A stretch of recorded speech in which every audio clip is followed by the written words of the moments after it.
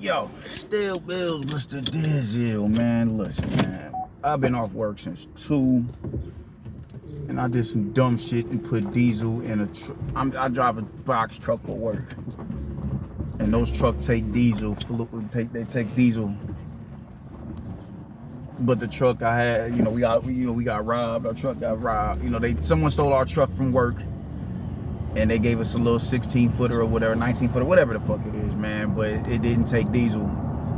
But I threw diesel in the gas, and oh my God, it died 40 miles outside of the city, man. So we just now getting back. We was on the road we were stranded on the side of the road for like 3 hours waiting. It was just a hassle, man. But I'm finally back to my car, and I'm going to get me something to eat from Texas Roadhouse, and I'm going to fuck home at 7 o'clock, man. I'm burnt out, man. But peep game, man. I gotta rap with y'all about something, man. I want to talk about this George Kambosos versus Devin Haney fight, man. First off, what I want to say is this. I think I've said something about it before. We got to stop talking all that nervous. Oh, he nervous. Look at him. He nervous. Look at how he acting. Look. Psychology, that shit. That shit don't always add, seeing somebody's body language and shit like that, man. Sometimes it could just be anxiety and you wanting to just get in there and just like, yo, man, I'm calm, but I just got this, like, I'm fidgety because I'm ready to get in the ring and run that shit, bro. Like, I don't want to just stay here. I'm be calmer when I get in the ring. That isn't always an indication. If somebody's somewhat acting out of character, that isn't always an indication that you under somebody's skin. If we gonna go by that analogy, Deontay Wilder got under Tyson Fury's skin in their build up to their trilogy. Because Tyson Fury, when Deontay actually started becoming boisterous like he normally is, Tyson Fury's delivery wasn't nearly as potent as we know it to be. He was stammering a lot. He was kind of like, oh shit, like this dude ain't. I can't get under this man's skin and out talk him like I normally could. But look at what the fucking result of the fight was. So now you got people looking. When I look at George Kambosos and Devin Haney, I don't see no dudes that shook. I don't see no motherfuckers that scary. I see two warriors ready to get in there and line that up. That's what I see. I don't see no shook ass dudes. I see two dudes ready to run that, and they're anxious to get in the ring and you know what I'm saying, and batter each other. So let's stop this fucking bullshit, man. Oh, man, he got George Kambosos. George Kambosos is not scared. He's not scared. He's not. So I just, let's kill all that noise, man. Motherfuckers be really trying to be psychiatrists and shit, and nah, bro, you making yourself look stupid. Ain't none of them motherfuckers scared. They ready to run that shit. That's just what time it is, man. So, oh shit, I think they're showing it up here too. Everybody's showing the fight up here in the city, man. I think I'm going to a spot to watch the fight tomorrow, man. I'm looking at this spot over here in Midtown, and they talking about they showing it tomorrow. But yeah, man, I'm not seeing two dudes who are scared of each other, man. I like how they're I do like how, the shit that they talking. Kambosos calling Haney a rat. Like, he's saying you a rat, like who would sell out their countrymen, and Devin Haney's like, nigga, you sparred Manny Pacquiao when he was time to fight Jeff Horn. Which is, I'm like, with that was business. You dig what I'm saying? That was more business. So I understand, yo, man, I gotta get you ready. All right, cool. I'll come in the training camp for you.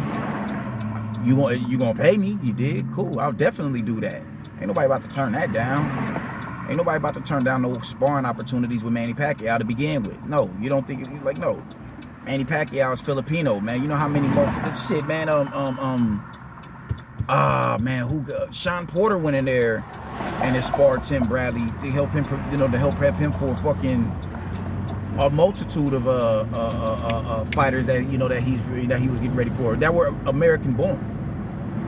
So that shit don't faze me, man. That shit is like whatever. They just talking shit about it, and they're looking for the most small and minute thing to mentally put them in a space where they're that much more meaner in the ring and that much more to really be on their game and get rid of you, to fuck you up. I have no issue with that whatsoever. Talk your shit. Talk your shit. Doesn't bother me. Doesn't bother me at all. But I'm also seeing people, just one thing I have is another, people are, this is where, black consciousness becomes laughable, man, because people take the most asinine stances on shit. And I've been there. I've been that nigga who was just, I would see everything a white person said I will find some way to add a sort of racist connotation to it. And it took me a couple of years to come up out of that mindset, just to look for the smallest and most minute thing that I can flip and turn into, a sign of you being a closeted bigoted. I've been there before, and I understand it. And it took me maturing to come out of that to say, nah, I don't think you're inherently racist. I won't do that. I won't try and look for a way to vilify you as that, because that's a harsh title to give somebody. But if somebody is well deserving of it, then it is what it is. I'll go hard on you, but I'll bite my tongue and I'll hold my reserves and let you, let you hang yourself if that's what your true intentions is. But as far as me just, pinging that title on you, I won't do that, man. But I've seen a lot of people do that shit, and they're doing it with him in the now. Oh, he's a racist. I'm like, what did he say that was racist? Did his wife say nigga or whatever? Yes, she did. She did. She definitely did. But I don't think, you could. I'm not mad at anybody who would attach him to that, because it's understandable, man. People, birds of a feather flock together. I understand why people would feel like, yo, man, if you married, that's the bitch you marry, you racist. You're just as racist as she is. Y'all share those same sentiments. I don't think that's always the case. I don't think, but I will side eye you. Until you, I'll give you the chance, but I'm still gonna side eye you. Like, man, I don't know, bro. Your daddy, your husband, your wife, your brother, your sister. Like, how I know you ain't got them same type of fucking sentiments towards me and my people. But I give you the benefit of the doubt, man. So I understand what people are, what people are getting at when it comes to that. But I've yet to heard him say anything out of his own mouth that would say you're a racist son of a bitch and I don't fuck with you. I haven't heard it. So as far as the barking back and forth between the two of them is concerned, I think it's dope, and it's necessary to get to really bring out a mean streak in them, man. But as far as the prediction goes, I think that mean streak, I hope it doesn't. I don't want Devin Haney to, get a mean streak to the point where he does something that's uncharacteristic of him, or not uncharacteristic, but something that can be to his detriment. So let's get into the breakdown. I'm gonna just come right out and say it. I got Devin Haney edging this fight, because when I look at Devin Haney, I see a more complete fighter. I see a sharper counterpuncher. I see the faster hands. I see a combination of timing and speed. You go back and you watch the Jorge Linares fight. He catch Jorge Linares before he even opened up. And he's so fast, and because he doesn't, he's not pillow-fisted. I don't think no boxer is pillow-fisted to that degree, but he doesn't have bricks in his hands like a Teofimo Lopez or a Jorge Linares. But because, he has a snap on his shot, but it's it's not a big snap on the shot. And because of that, when he would get the shot, or when he get to the target as you're opening up, he's able to catch you as you're opening up. But it's not a shot that you're gonna respect, or like a Teofimo Lopez or nothing like that. So you can still catch the shot and look to throw it back, because all right, cool, you caught me with what the fuck is this dude doing? You caught me with the shot, but it's not enough to where it's like forcing my hands at home. And nah, he catch him open it up, and he'd be out of range before the dude could even before the dude was even set the punch. That shit is phenomenal to me, how he was able to do that. I was like, yo, this kid is amazing.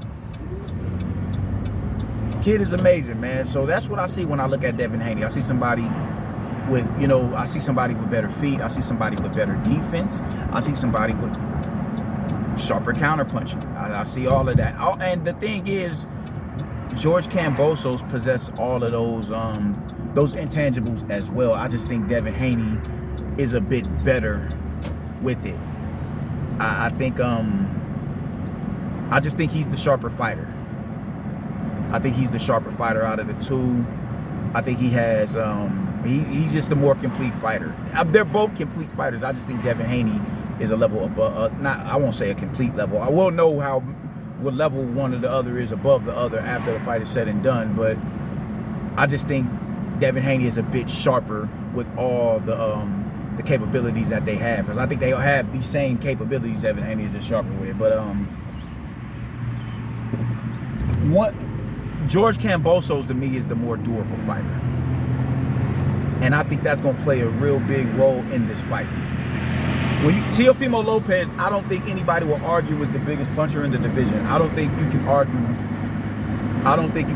against that. Teofimo Lopez is the biggest puncher in the division. And for someone to be your energy, when you get into the later rounds and you're mentally fatigued and you're physically fatigued and motherfuckers are still landing big shots on you, and you find a way to weather that storm and get back up to your feet and finish the fight strong, with the biggest puncher just put you on the canvas, that's a big deal.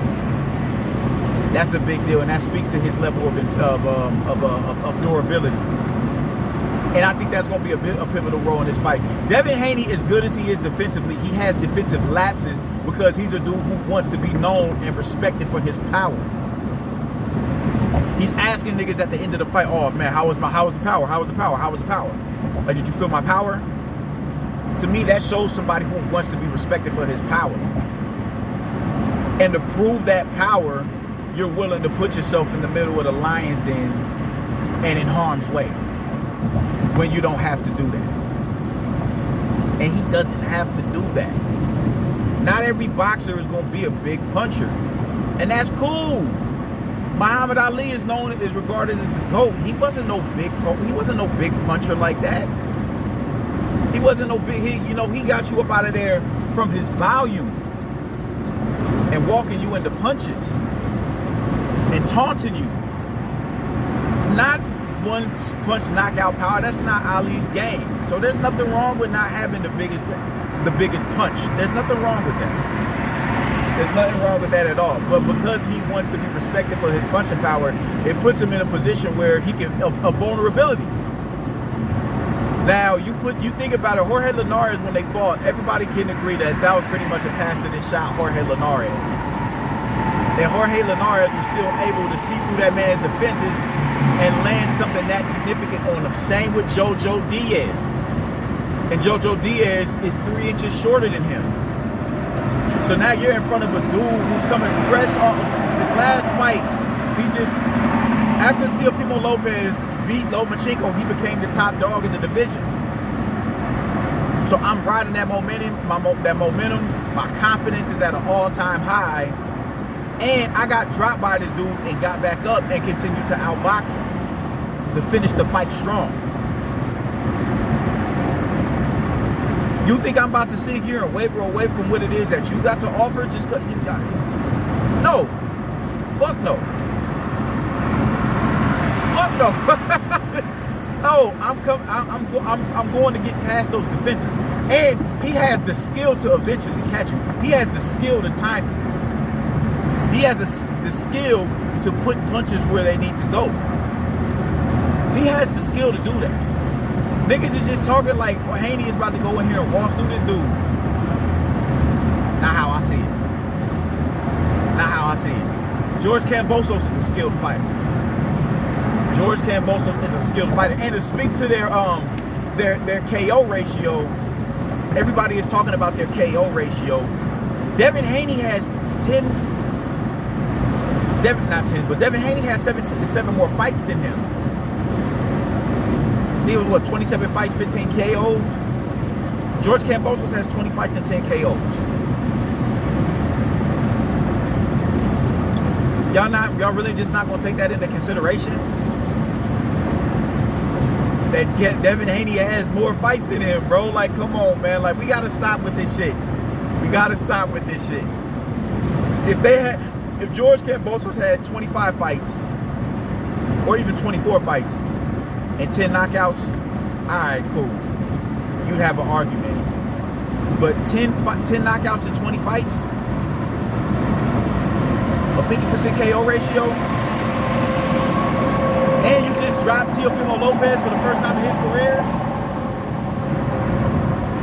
And he was in there with a bigger puncher in Richard Comey. And Richard Comey was catching him with flush shots in the first round. In the second round, too, before he got ironed out.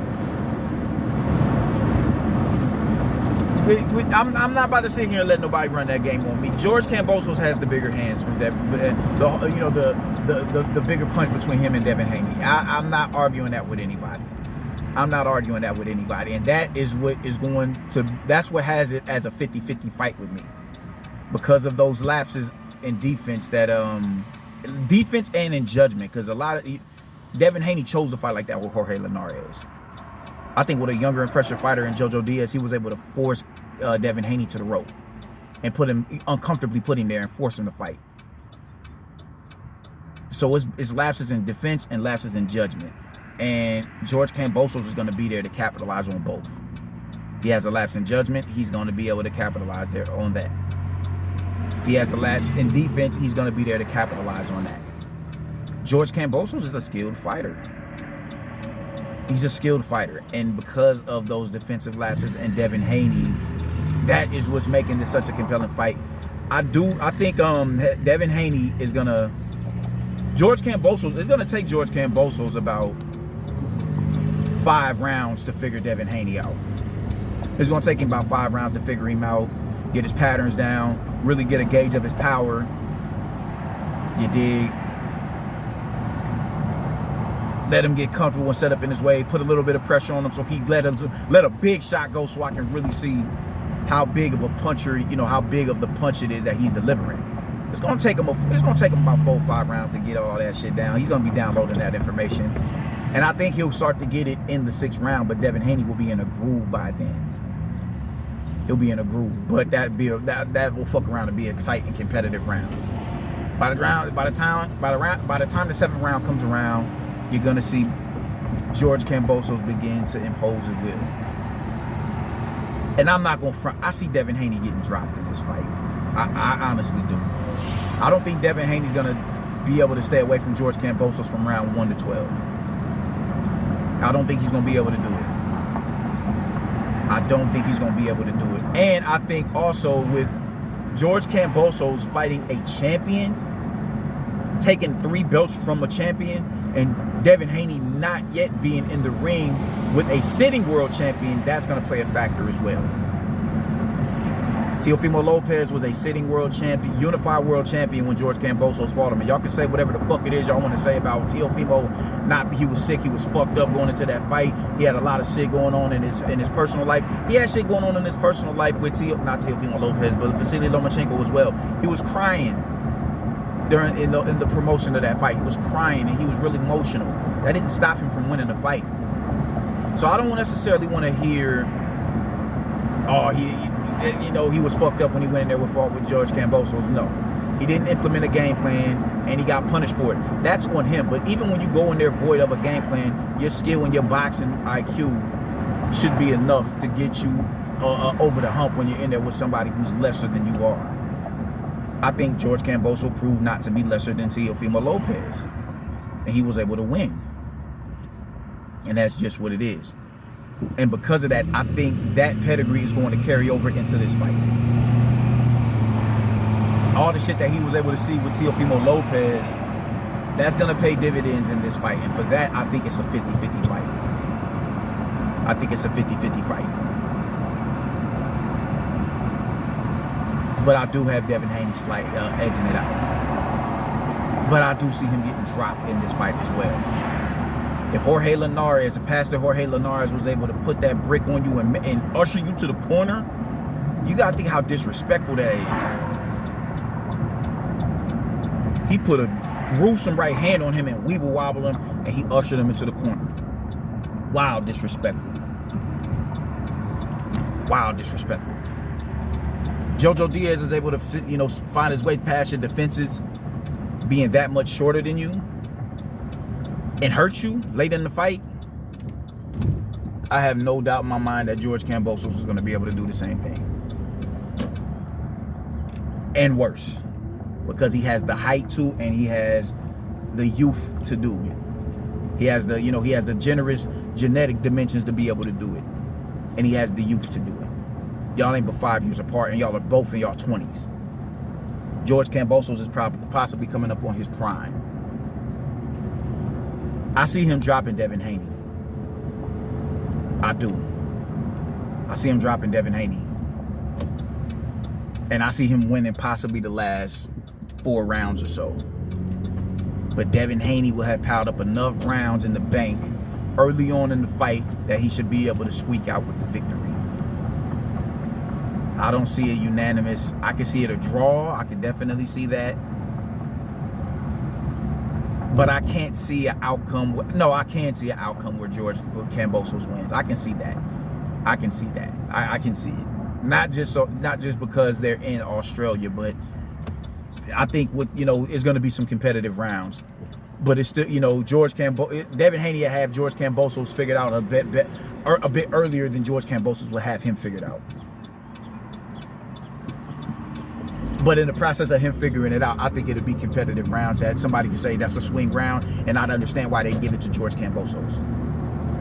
But I think Devin Haney will have piled up enough rounds early on in the fight to where he should be able to squeak out a victory despite being dropped and badly hurt later on in the fight.